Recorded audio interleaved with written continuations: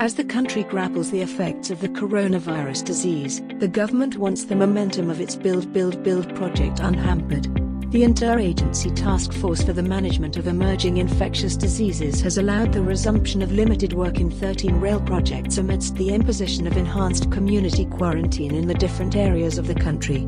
Aside from continuation of the construction of the LRT-1 Cavite extension, which we featured in our previous episode, the Department of Transportation said other projects that will resume limited works are MRT-3 rehabilitation, LRT-2 East Extension, LRT-2 West Extension, LRT-2 Fire Restoration, MRT-7, Metro Manila Subway, MRT-LRT Common Station in North Avenue in Quezon City, Philippine National Railways Clark 1, PNR Clark 2 and Calamba, Subic-Clark Railway, PNR Bicol, and the Mindanao Railway. In this episode, we will look into the progress of the construction of the 63 billion peso MRT-7 project.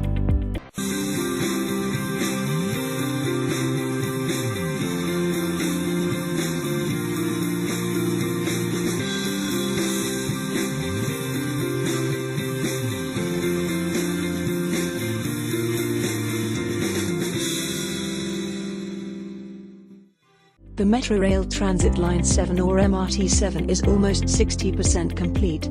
The civil works of the underground or depressed, at grade, and elevated guideway of the rail line are in various stages of construction, while the civil works of the 9 stations are at full blast.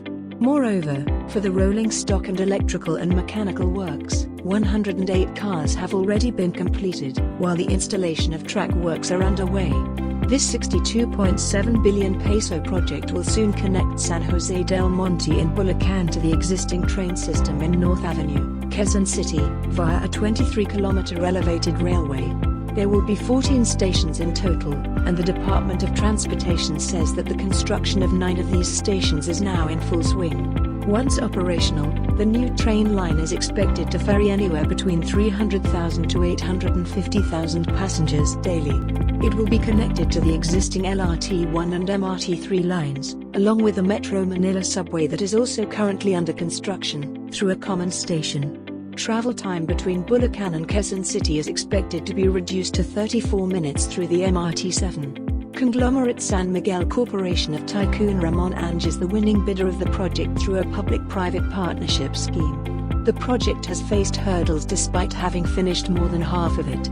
Last year, Century Communities Corporation refused to sell a lot where the depot is to be built despite being offered with 3,600 pesos purchase price per square meter. The Department of Transportation and San Miguel Rail Transit 7, in coordination with the Office of the Solicitor General, filed an expropriation case on November 15, 2019 for which the court ruled through a writ of possession in favor of the Department of Transportation. A writ of possession is a writ of execution employed to enforce a judgment to recover the possession of land. It commands the sheriff to enter the land and give its possession to the party entitled under the judgment. Early this year, the Quezon City government issued a cease and desist order against the MRT-7 project for allegedly encroaching the Quezon Memorial Circle. The city government ordered the suspension of the project after environmentalists and historians said it would affect the landmark's identity as a national heritage park. In late February, City Mayor Joy Belmonte lifted its halt order on the above-ground construction of MRT-7 Quezon Memorial Circle Station, after thrashing out a solution with the project proponents and various stakeholders. San Miguel Corporation President and COO Ramon Ang earlier said it considered Belmonte's concerns and clarified that most of the work at the Quezon Memorial Circle is still underground, and no major above-ground structure has been built. Thank you for watching this episode. If you like this video, tap that like button.